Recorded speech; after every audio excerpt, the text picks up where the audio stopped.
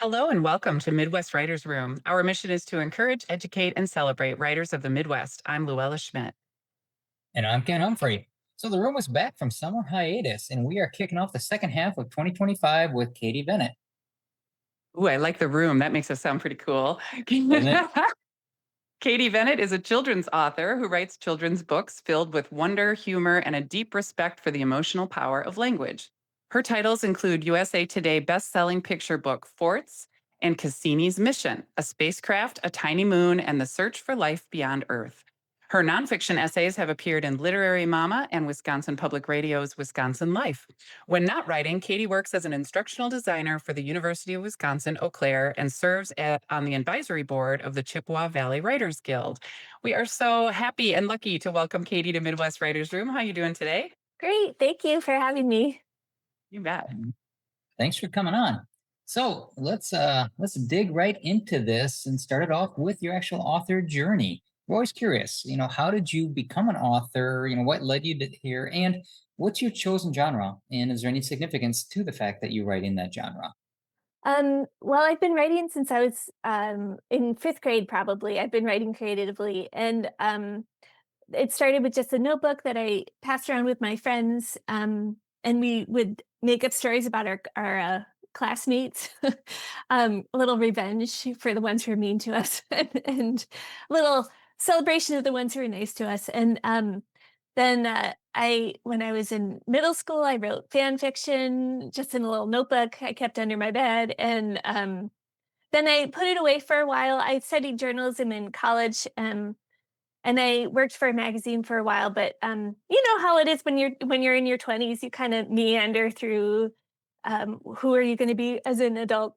And my dog is looking out the window. I wonder if he's going to bark. But um, and then it wasn't until I was in my 30s that I started to get serious about creative writing again. And a friend of mine, BJ Hollers in Eau Claire, he knew that I was interested in creative writing, and he one day he was like, "Hey, I think you'll be interested in this group I'm starting up," and it was the Chippewa Valley Writers Guild, um, and so that is an organization that we just support other writers in the area, and we have craft talks and events, and it's just trying to elevate writing in the Chippewa Valley, and so that really helped me move my writing to a whole new level. And so I started writing essays and all that fun stuff. And at the same time, my kids were picture book age, and I just really fell in love with picture books as a genre. They're so experimental. The best ones are so experimental and weird. Um, and it's so challenging, but it's such a short format um, that I could kind of grok it even with my kid-addled brain, like my sleep-deprived brain. Um, and because with novels, you have to hold the whole thing in your head, and it's just really, really hard. But with picture books, it's 500 words. Like I could hold that in my head, and it was challenging enough to hold my interest. And yeah, I just really love picture books. They're just so weird. They're such little weird gems, and then you get the art, and it's amazing. And so it's just really fun. Yeah. All right. And see why you love them. Shout out to friend of the program, BJ Hollers. As we Mhm. record this on what is it, October or August 20th, I think he's actually on a out west road trip. I He think he's sure found is. the 66 road trip. I saw a cool couple pictures from him. So drive Yeah, with safe, his kid. BJ. Yeah. He and All right. Henry on the road again. Yep, Nice. on the road again. Yeah. All right, so let's talk about the books themselves. I mean, how many books you have out? What are they, and what are they about? Yeah, I've got 2 books out. One is Forts. It's about forts. It's it's a cozy celebration of forts. And that's I've been describing it as a prose poem. And there's no narrative. Although Kennard Pak, the absolutely amazing illustrator, kind of worked a narrative into the pictures, but just a very slight one. But it's just all about the coziness that you get into a fort and all the different kind of forts there are in the world, whether they're natural wild forts or forts in your backyard or forts in your house that you can build with couch cushions. Um, And then I have a nonfiction picture. Oh, here it is. If you're on the video, you can see it right there. You can see the cover. And then this is Cassini's Mission, which is a nonfiction picture book about the Cassini's discovery of the ingredients for life on a moon called Enceladus around Saturn. It didn't find life itself, but it found the ingredients for life. So it found liquid water, all the right chemicals that you need for life to build DNA and cell processes. And it found a source of energy for microbes. Um, and then it crashed into Saturn on purpose. Wow. Yeah, on purpose. That is so unique. I love it. Yeah. I So just have those are this the two books. image. I just have this image of the spacecraft. Hey guys, look what I found. Boom. Yeah. So on the topic of forts, fun fact, and Mhm. this is a Ken idiocy moment. When I was young, my parents, we had like a 4-acre lot, and half of it was just left wild. I Mm. decided I wanted an underground fort. Like I drew up the floor plans of this underground fort. We'd go down and just hang out, and there'd be a couch there. I tried to get my dad to buy me a manhole cover because I was Ah! going to make the door to get into it. And then when me and my two neighbor buddies started digging the hole into the fort, and there's limestone like just 3 feet down. So we dug multiple spots, and most of those spots happened to be in poison ivy patches. Oh, So at the start of my 7th grade year, I'm sitting there popping poison ivy bubbles on my hands. oh, um, that is terrible. I think that's one of the fun things about forts is that about the book Forts is that adults have been coming up to me and saying, "Oh, this is just bringing back so many memories from when I was a kid." And then they're also telling me what they read it to their kiddos, and then their kids are really excited to build forts, and for like the next week, they're just really into forts. So I really love that it's kind of inspiring these family memory, like passing along the tradition of building forts and in Yeah, families. it's a rite of passage as a child, and it is very playful and childlike. It's It a is. lovely memory for a lot of us. Yeah. Maybe not Ken's poison ivy, but No, not so good with that. Yeah. You learned a valuable lesson, Ken. Well, and yeah, I'm not a real great learner, so I guess that was Oh, a good point for me there. So, kids are Luella, free. Let them I'm going to put be. you on the spot here, Luella. Describe your best fort that you made when you were a kid.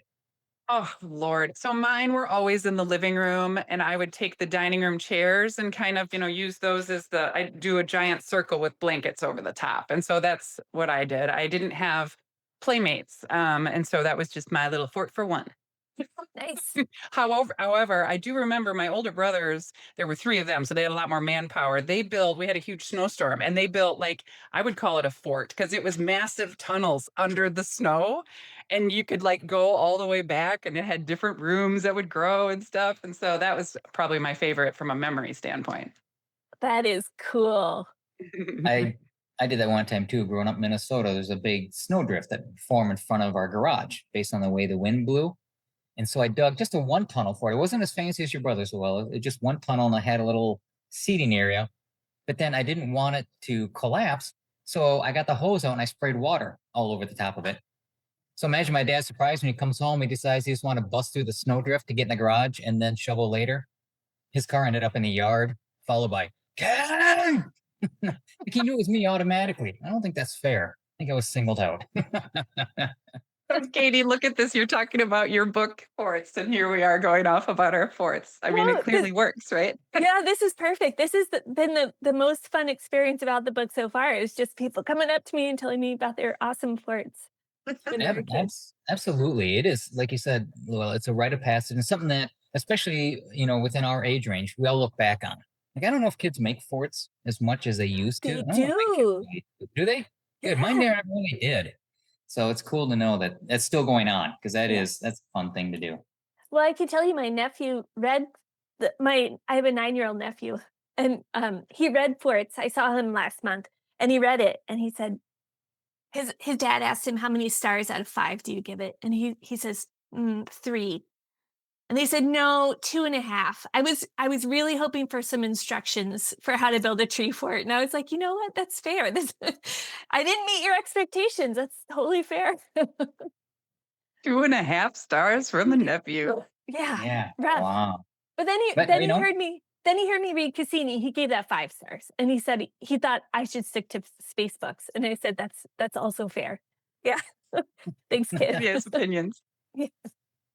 Direction comes from the oddest of places. Yeah. But, I just envision a Fort's book now with, the cutouts in the back. Remember when you buy books and they'd have you fold something so you had all the dotted lines and show you where to fold? That could be your follow-up to this, Katie, is a book with just nothing but instructions and Mhm. layouts, blueprints for Forts. I'll have to consult my nephew on that one. We'll have to pull him into it. Give him There you some go. credit. Yeah. So there's one fort apparently that got left out of your book. Hmm.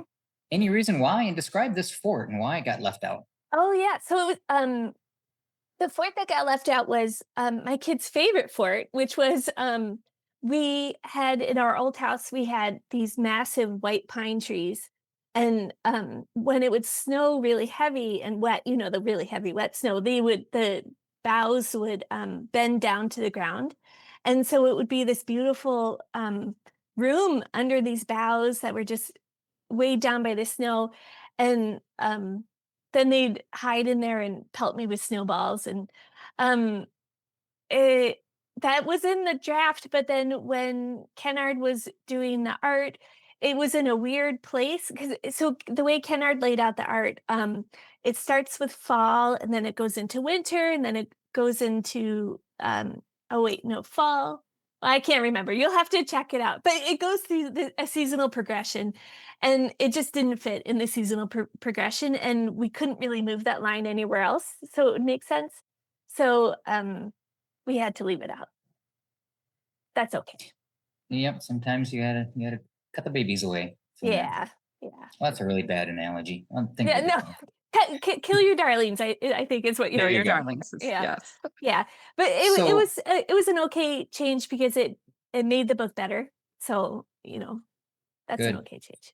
So there's a very good story around the release schedule of these two books, right? How did that Yeah. happen? So they were bought a year apart. Forts was bought in 2021, early 2021, and Cassini's Mission was bought in early 2022. And that's how long it takes to get picture books released sometimes. And in Forts was originally scheduled to be released in 2023, but then we had, that whole supply chain issue that I don't know if you guys remember, but like in 2021 there's a supply chain backup with all the yeah um and so all the books, or not all the books but a lot of books got delayed because of that supply chain issue. And so Forts just kind of got caught up with that, and then it got delayed by another year because we really wanted Kennard to be the illustrator, and we just had to make time to be on his schedule. Like we just had to delay it to be on his schedule because he's so much in demand that he couldn't fit us in sooner. So, um, totally happy to with how it turned out. I'm glad that both those things happened because um, I think it worked out for the best. So yeah, So then they ended up coming out within a 2-week release two, window, yeah. which makes you look like an incredibly prolific author, huh? It does, doesn't it? Oh yeah, that's the other thing is so Cassini's Mission was always on time. So Forts kept getting delayed and delayed and delayed, Cassini's Mission was still steadfastly right at the August 12th release date. So they got closer and closer together. And uh yeah, it on the one hand, it's been incredibly busy. I was on vacation for the 2 weeks between those two releases. So I was just trying to fit in, all the social media posts that you're supposed to do. And while also on, seeing my family and my in-laws. Uh, but on the other hand, like it kind of made it easier that they were so close together because then I could just kind of promote both at the same time. Yeah, I was going to With say there's some pros to Yeah. this. Yeah, with interviews like this, I can talk about them both. Yeah. So, yeah, so it's been hectic and crazy, and I'm ready for things to settle down a little bit, but it's also been really amazing and fun. All We right. talked a lot about forts. I'm wondering if you would share a little bit about your inspiration for Cassini's Mission. Oh, sure. So Cassini's Mission is nonfiction, so it's all completely true. And the inspiration for that was I watched a TV show on Netflix called 7 Days Out. And the episode I watched covered the 7 days before the end of the Cassini mission, um, which was when Cassini crashed into Saturn. This was totally planned. It wasn't an accident. They did this for scientific reasons. And I learned all about the discoveries on Enceladus and just how awe-inspiring that was. And I cried at the end of the episode, and then I made my family watch it, and I cried again. And I said, "Well, there's something in this apparently that is resonating with me." Um, and then I also thought, well, why don't more people know about this? Like, I didn't know. I'm a really big space nerd, and I didn't know about this. I guess I'm not as big a space nerd as I thought, but I didn't know about all these discoveries in Enceladus, and I kind of thought people should be talking more about this. And so, that Toni Morrison quote: "If you can't find the book you want to read, then that means you have to write it yourself." So I figured, well, I guess I gotta write that. Yeah, and that was it. That was so forts was really easy for me to write because I just brainstormed about forts and I figured out which ones I wanted to touch on in the story, and I just wrote it as a prose poem. It was really easy to write. Cassini's mission took like 50 drafts. It was so hard. Um, and took so much research, and it was really fun and joyful research, but, man, that was a lot. Was it like, what was the reason? Was it like, trying to convey what you had learned into something that children would be able to understand? Was that the primary research or what, or, tell me.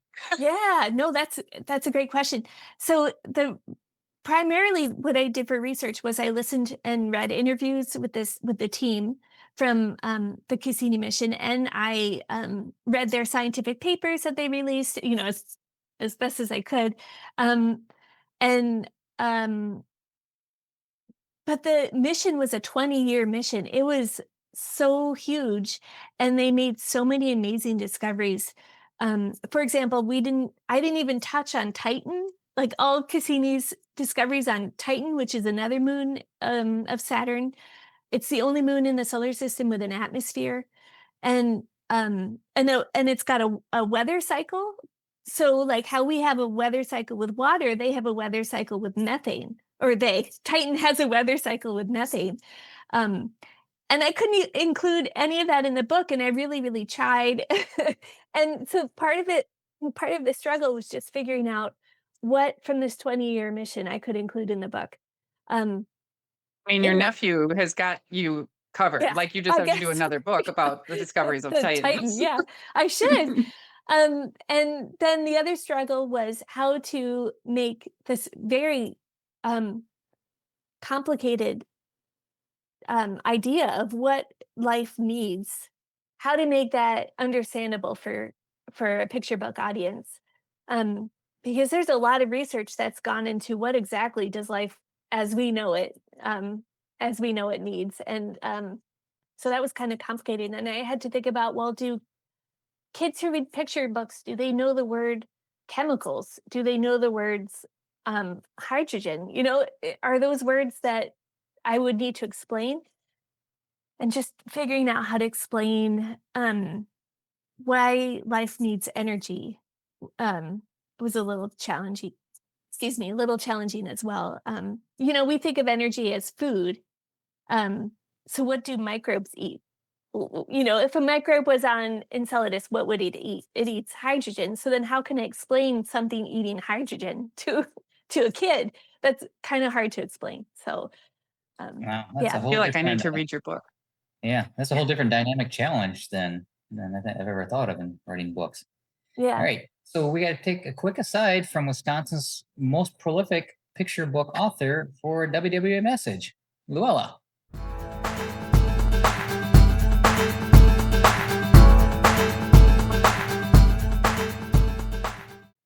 All right. Do you need a creative pick me up? Join us live on Zoom at the Wespresso Cafe, where books, writing, coffee, and conversation brew together. Hosted by TK Sheffield and the Wisconsin Writers Association, each session brings fresh voices and inspiration from Wisconsin writers. Our next Whispresso is Friday, September 6th. I think it's actually, is it Saturday? I think it's Saturday. Hold on. Yeah, that's a Yeah, Saturday. Saturday, pardon me. Saturday, September 6th. Don't miss it. Register today at wiwrite.org/events. Sip, share, and spark your creativity with us. All right, back to Katie.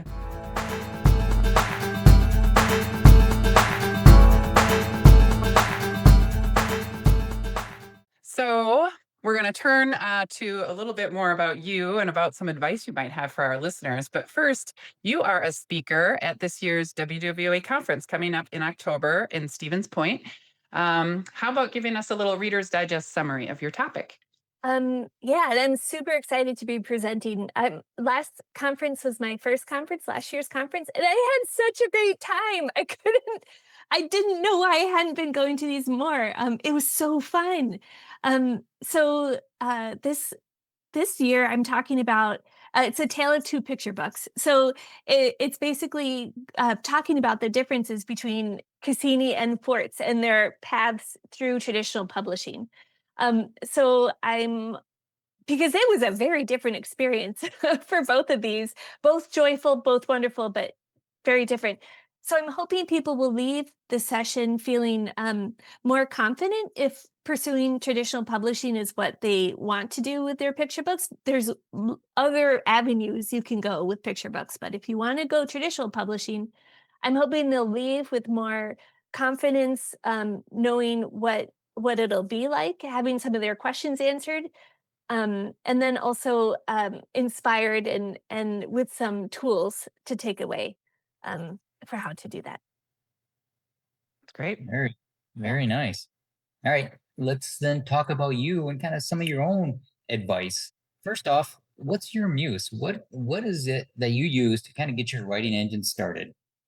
Yeah, I just can't seem to write without a hot beverage right next to me. And I don't know why. Like some people light a candle and some people have music, but I need a hot beverage. And even if it's just hot water. I told my brother sometimes I just want a hot beverage and I don't want it to have a lot of flavor. And so then I drink hot water and he thinks that's weird, but whatever. That is unusual. Yeah. That is unusual because I it's can't wrap my head around that. But I remember reading there's a guy that was some sort of health fitness guru, and I think he did the Body for Life series. mm, And his routine is he'd wake up at 5 in the morning, and he would drink a hot water and then go work out because he said that was the best thing for his body. But I just could not wrap my head around that one. I still can't. yeah. Yeah, I don't know about that. I don't know if it's the best thing for my body, but it's I find it very comforting in the winter and it's soothing and it's refreshing and and it's cheap. So I like all those things. Can't get Um much cheaper. yeah.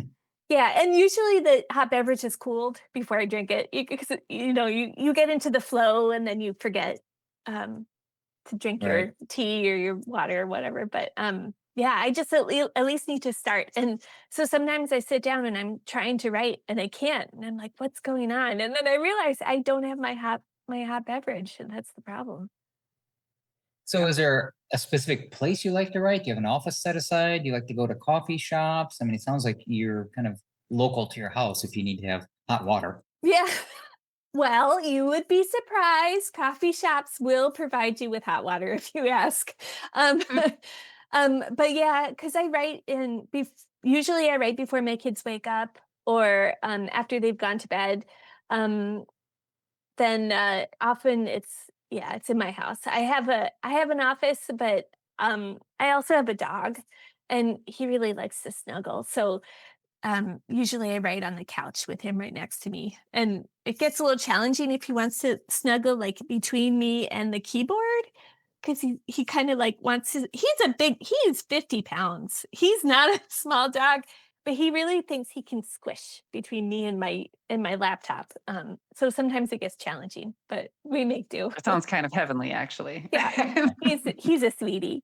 Yeah. As the owner of a 70-pound dog, I can confirm that they have no concept of space relationships, personal space, or even just their own size, right? It's No. just completely lost on them.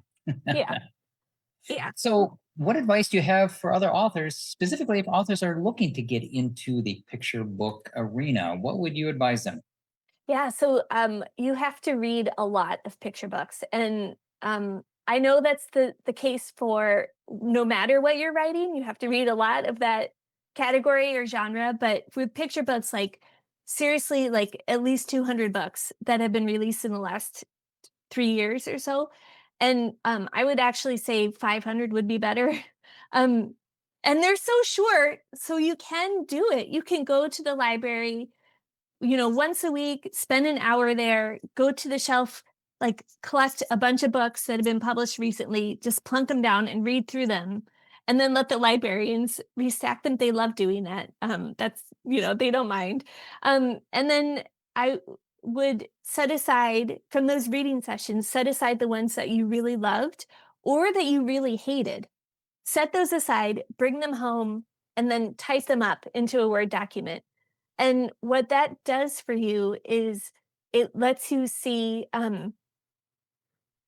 So when I submit it to an editor, I'm submitting a Word document. I'm not submitting a finished book or a dummy because I'm not. A dummy is what artists submit to an editor. So it's sort of like this is what the art it would be. This is what we're envisioning.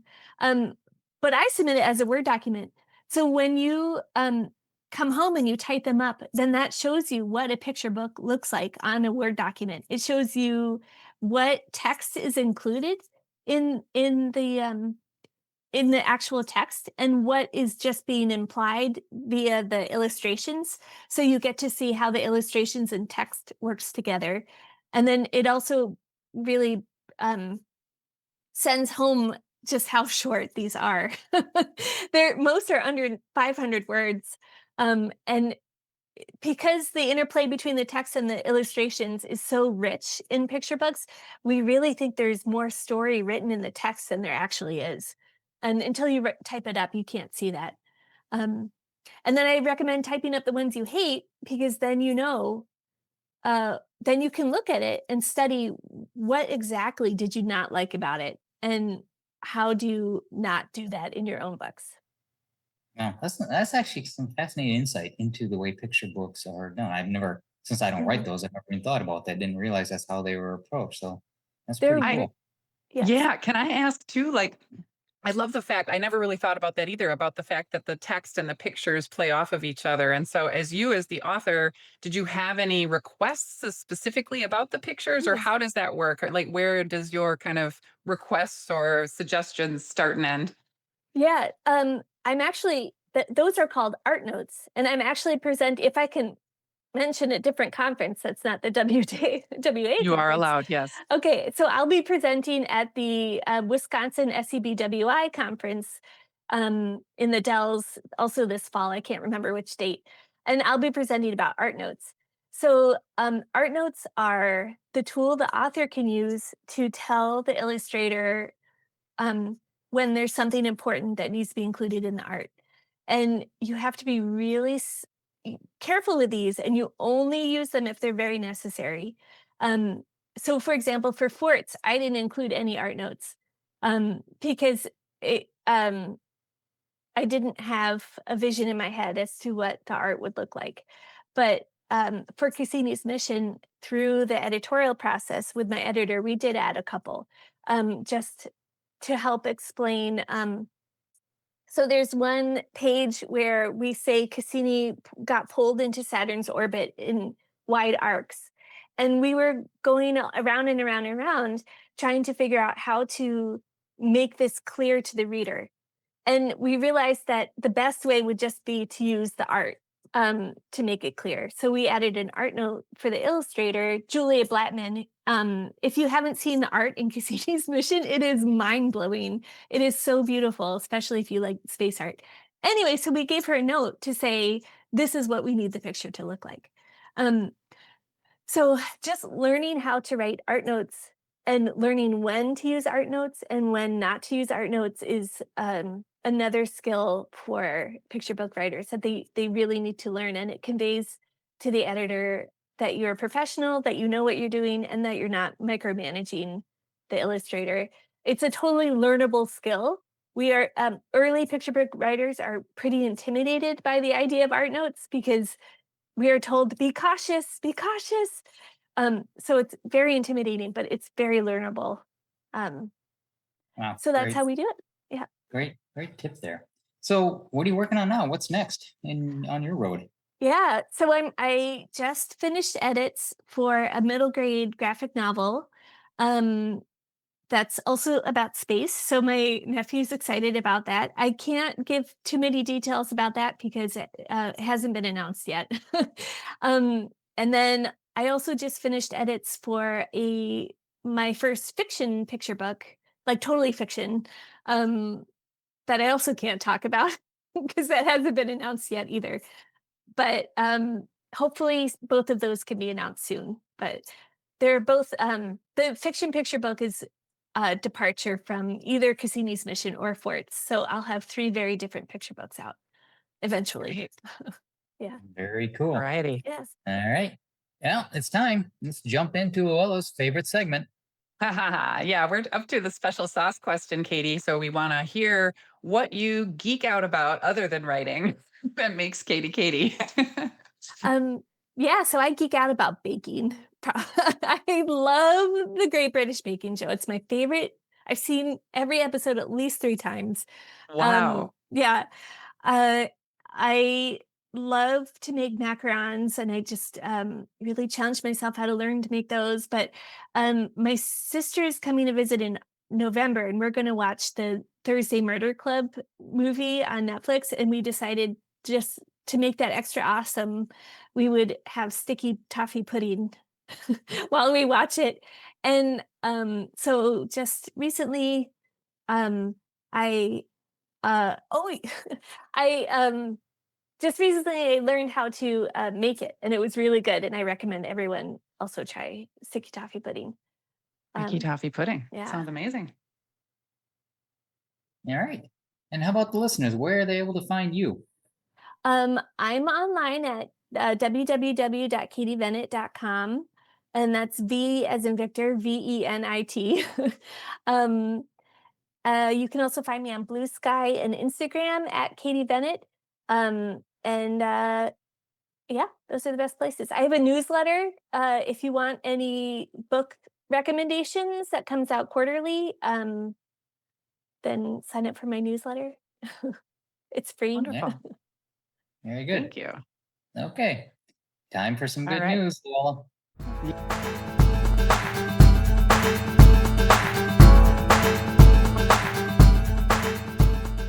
You bet. So, listeners, we want to celebrate with you. So, please email us your good news at podcast@wiwrite.org. First up, we have Scott McConaughey. Two of his poems have been accepted for publication in the winter 2025 issue of Door is Ajar literary magazine. Congratulations, Scott. Ken, what do you got for us? So this is actually writing related. Generally, my good news isn't, but tonight, as we're recording this, it's August 20th. And tonight, I'll be meeting with a book club up in the area just south of Wisconsin Rapids, where we have our cabin. And they're all gathering together to discuss my most recent novel, The Breakfast Jury. Oh, And yay. That's so cool. I love that you're I'm, doing that. I'm looking forward to it. But this one actually has some extra spice potentially because the whole book is based on a murder trial for which I was the foreman.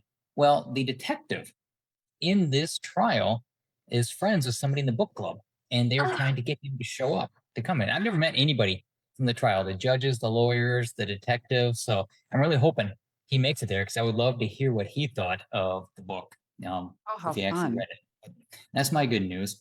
How about you, Katie? What do you got? yeah, so I am playing a video game right now called Blueprints. So can I just geek out about Blueprints a little bit?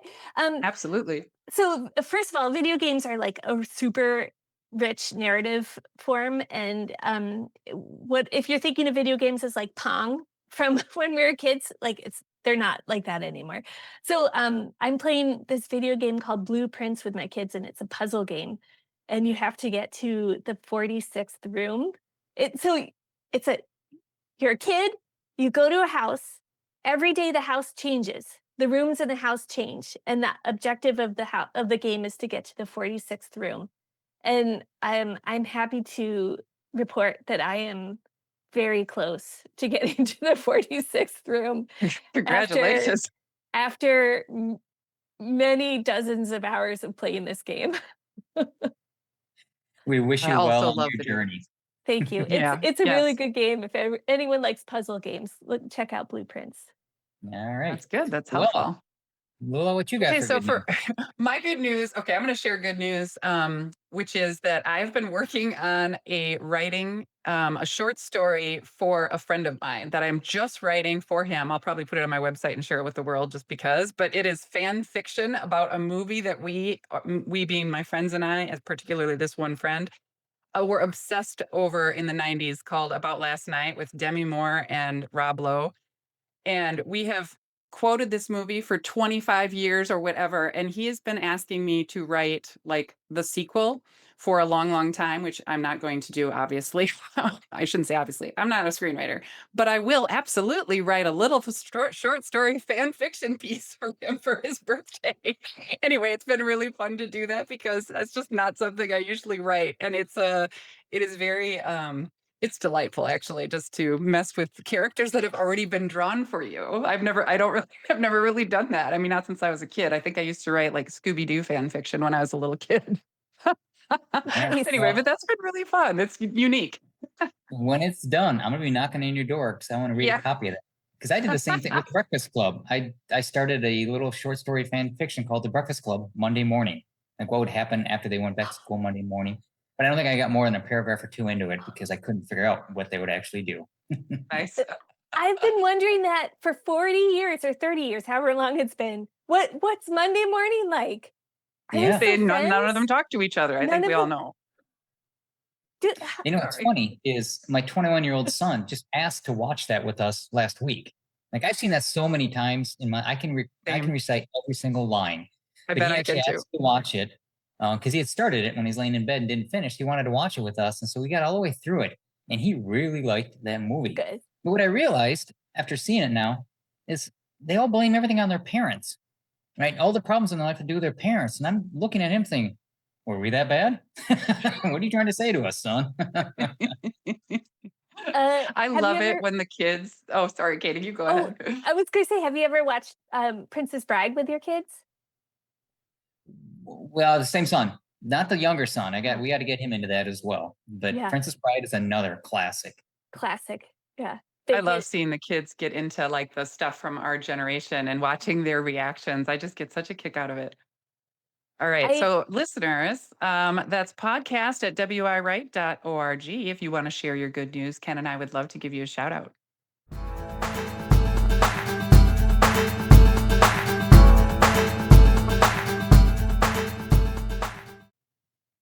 Yeah, absolutely would. And so now, at this time, I want to thank Katie Venit for joining us today on the show. If you enjoy this episode, please give us a 5-star rating in your app of choice.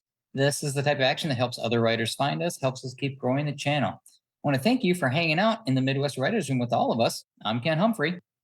And I'm Luella Schmidt. Words ignite imaginations and spark change. Never underestimate the power of storytelling. Midwest Writers Room is a production of the Wisconsin Writers Association. Writing and editing by Luella Schmidt and Ken Humphrey. Sound design and editing by Ken Humphrey. Music for the Midwest Writers Room was written by Michael Ramirez C. For more information, please visit wiwrite.org/podcast. Thank you.